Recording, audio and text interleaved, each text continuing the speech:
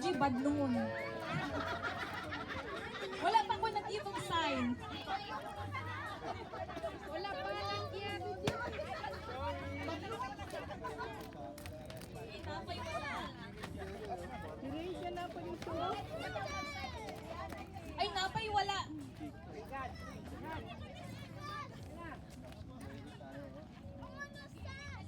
iPhone 16 guys. iPhone 16 ilang mga regalo. iPhone 16 guys oh. Power. Dali. 16 1 terabyte. Saan ba na yun? 1 terabyte.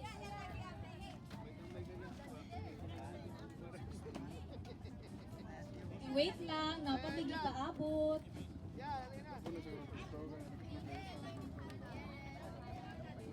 Okay, I think naanatanan.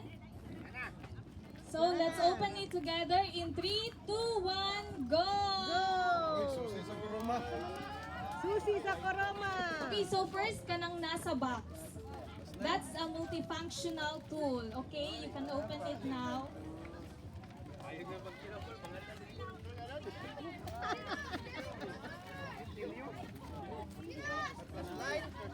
Dili lang na siya martilyo ha. Pero daghan na siya pieces. That's a multifunctional tool. So just like many fathers, a multi-tool is dependable and adaptable. It can handle a variety of situations, symbolizing the many roles a father plays. Ang papa nato is protector, fixer, teacher, and supporter. So a multi-tool represents being ready for anything. Ready ba kayo always mga papa? Ready. Always ready. So kagaya nyo, ready kayo always, especially when we need you. So you're there always ready to give us solutions sa mga problema namin. And yung tool na yan is like you.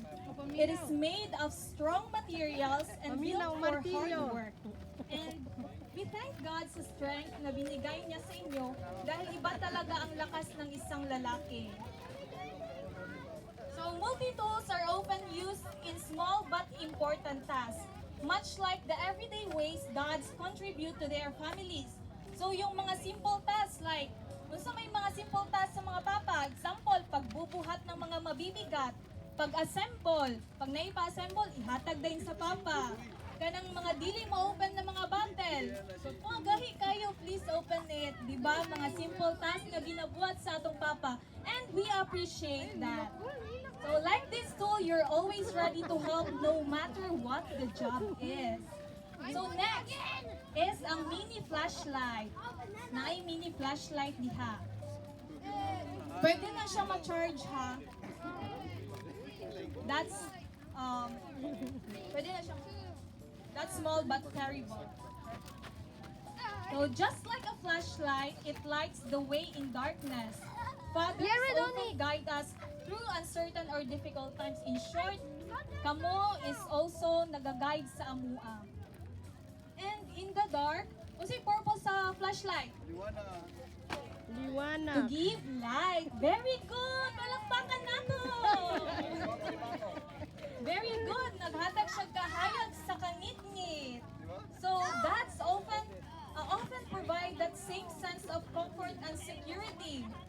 So basta andyan si Papa, we'll feel safe and protected, Jud. Agree ba kayo mga young people?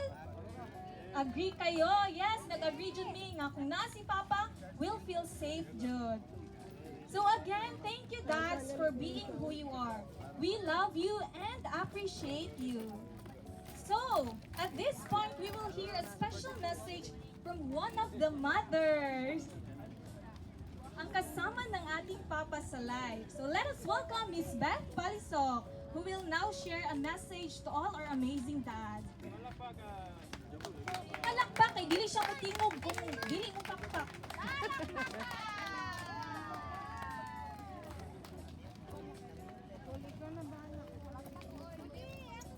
Alam, murag nakalitan jud ko. Wa gyud ko ninyo gipahibalo. To God be the glory sa ato ang mga father, dinhi. Karon lang po na kuan, appreciate na ko daghan man day ang mga papa. Di ba? So, Yay! God bless sa tanan ng mga papa kay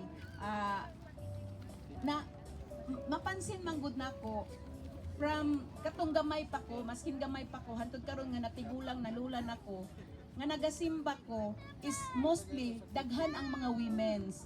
Daghan gyud ang mga asawa. Kay ngano, dalon man gud na nila ang